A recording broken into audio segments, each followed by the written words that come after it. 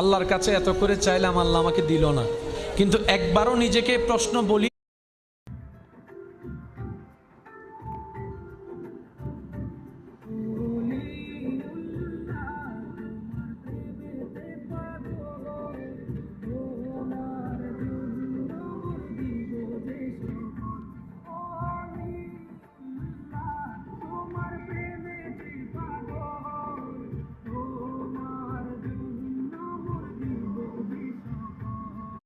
জামাত, তাহলে কালো কুৎসিত হবে কাদের চেহারা?